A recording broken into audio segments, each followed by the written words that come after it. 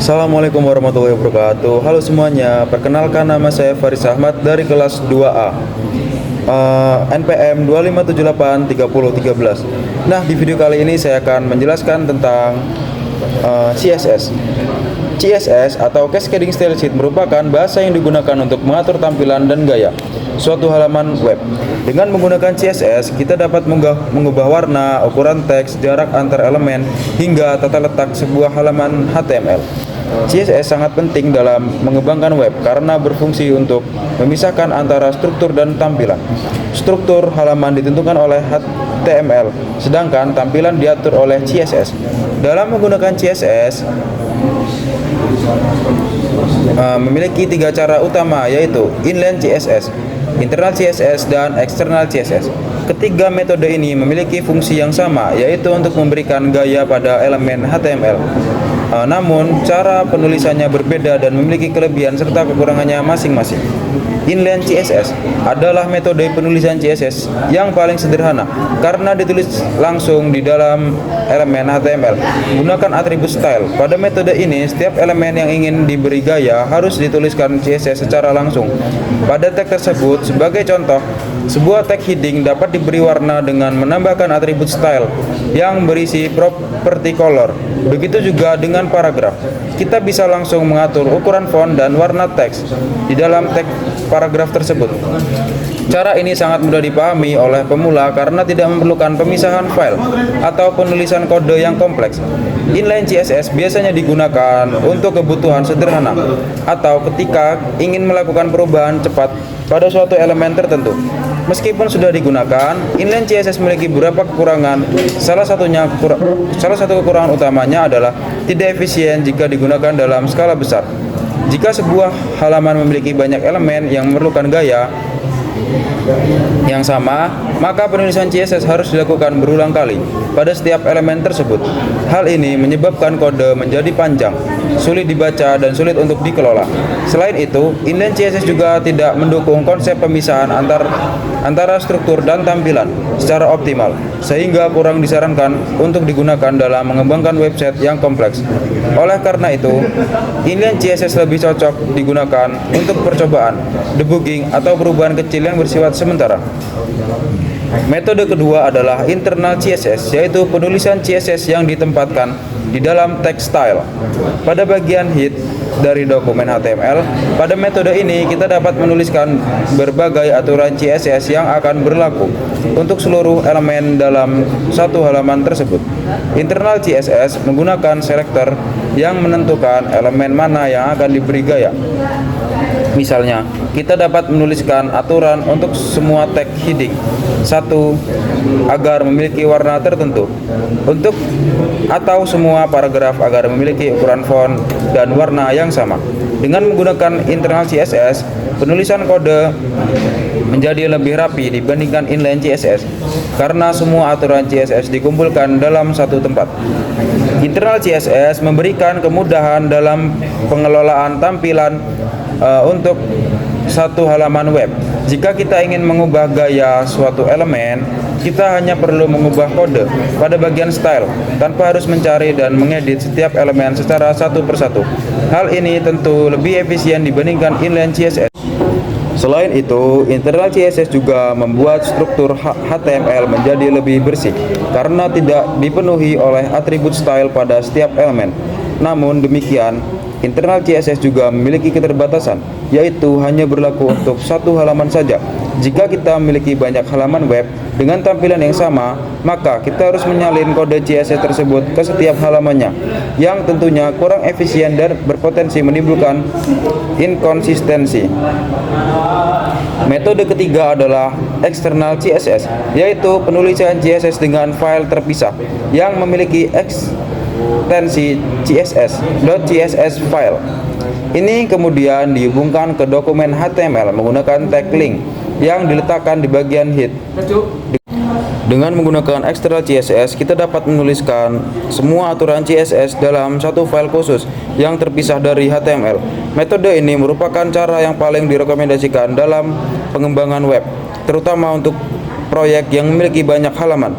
Hal ini karena satu file CSS dapat digunakan untuk banyak halaman sekaligus, sehingga memudahkan dalam mengelola dan menjaga konsistensi tampilan. External CSS memiliki banyak kelebihan dibanding metode lainnya. Salah satu keunggulan utamanya adalah efisiensi. Jika kita ingin mengubah tampilan seluruh halaman website, kita hanya perlu mengedit satu file CSS saja, dan perubahan tersebut akan langsung diterapkan ke semua halaman yang terhubung. Selain itu, penggunaan eksternal CSS juga membuat kode HTML menjadi lebih bersih dan mudah dibaca karena disimpan di cache oleh browser, sehingga mempercepat proses loading halaman pada kunjungan berikutnya. Meskipun demikian, eksternal CSS juga memiliki beberapa kekurangan. Salah satunya adalah membutuhkan pengelolaan file yang lebih baik, karena kita harus memastikan bahwa file CSS terhubung dengan benar ke setiap halaman HTML. Jika terjadi kesalahan pada penulisan path atau lokasi file, maka styling tidak akan diterapkan. Selain itu, pada kondisi tertentu, terutama saat pertama kali memuat halaman, browser harus mengambil file CSS terlebih dahulu sebelum menampilkan tampilan secara sempurna. Namun kekurangan ini relatif kecil dibandingkan dengan manfaat yang diberikan. Secara keseluruhan, ketiga metode CSS ini memiliki peran masing-masing dalam mengembangkan web. Inline CSS cocok digunakan untuk perubahan cepat dan sederhana pada satu elemen. Internal CSS lebih cocok digunakan untuk mengatur tampilan dalam satu halaman dengan lebih rapi dan struktur. Sementara itu, eksternal CSS merupakan pilihan terbaik untuk proyek yang lebih besar karena menawarkan efisiensi, kemudahan pengelolaan, dan konsistensi tampilan antar halaman. Dengan memahami ketiga metode ini, kita dapat memilih cara yang paling tepat sesuai dengan kebutuhan dalam membuat dan mengembangkan sebuah website. Baiklah teman-teman, saya akan sedikit mempraktikkan ketiga metode tadi. Baik, di sini saya akan sedikit mempraktikkan ketiga metode tadi. Di sini saya akan mempraktikkan inline CSS. Nah, yang pertama kita akan membuat file terlebih dahulu. Misal kita buat file latihan.html. Nah, langsung saja. Nah, di sini saya akan mewarnai header 1 dengan warna merah. Di sini kita H1, lalu kita klik stylenya untuk masukkan inline. Nah, di sini kita pilih color karena kita ingin mewarnai header 1. Kita pilih warna merah, red. Kemudian kita tutup juga tagnya, lalu kita tulis namanya di sini, tulisannya di sini. Misal saya selamat belajar CSS. Nah, mari kita lihat hasilnya. Nah, berhasil ya teman-teman. Di sini header satunya sudah berwarna merah.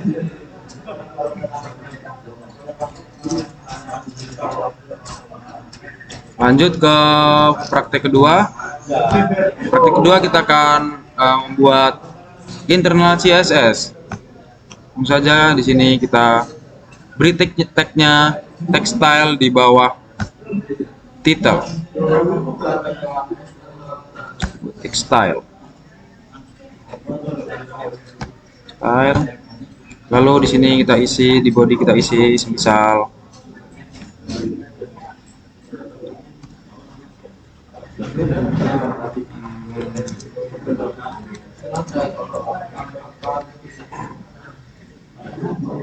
dua, kita isi dengan paragraf.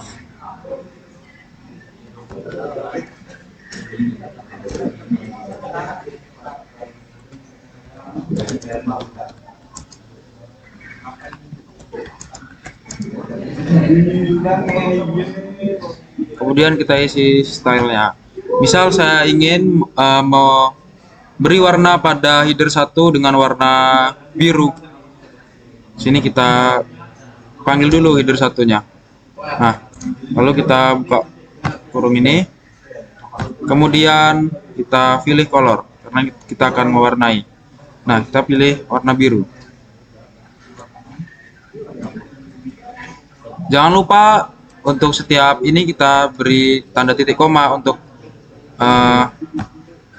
memberikan agar kodenya tidak berlanjut atau stop di situ. Nah, kemudian saya ingin mewarnai tulisan paragraf dengan warna kuning. Kita panggil dulu paragrafnya, lalu kita buka kurung ini. Kemudian kita pilih color yellow.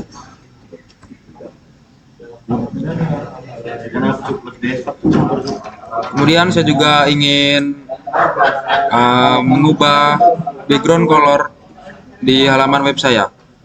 Pertama kita pilih body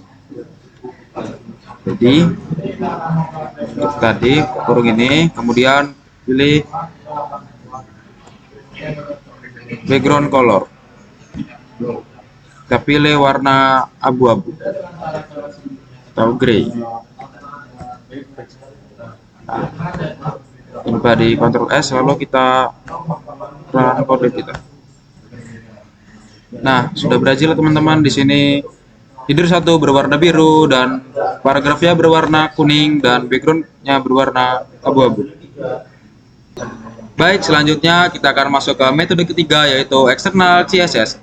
Nah, sebenarnya sama seperti tadi, seperti internal CSS, cuman di external CSS kita memisahkan file CSS atau membuat file CSS baru. Kalau di internal CSS kita mengcodingnya di file HTML, kalau di eksternal ini kita membuat file baru untuk file CSS-nya. Nah, mari kita praktikkan. Pertama-tama kita buat dulu file CSS-nya. Biasanya style, jangan lupa untuk .css. Nah,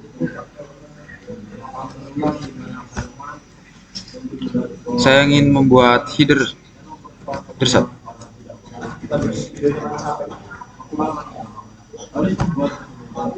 dengan judul "Selamat Belajar CSS". Kemudian kita buat paragrafnya juga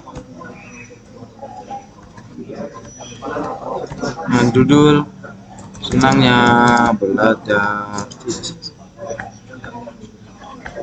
Nah, kalau sudah seperti ini, sini kita harus memanggil dulu file CSS-nya atau mengkonekkan ke HTML seperti ini, link. Nah, kemudian kita panggil file CSS-nya tadi. Karena kita menamainya style.css, maka kita harus mengisinya dengan style.css. Nah, jika sudah, di sini saya akan sedikit mewarnai header 1 dan paragrafnya. Sama seperti tadi, sini kita panggil dulu header 1-nya, kemudian kita beri kurung ini, kita enter, kita color dengan warna merah. Kemudian di sini saya akan mewarnai paragrafnya. Kita panggil juga B. Kemudian kita seperti tadi, kita beri warna dengan warna biru.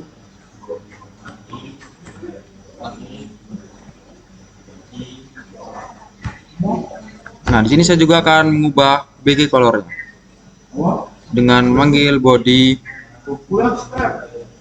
lalu kita ubah background colornya.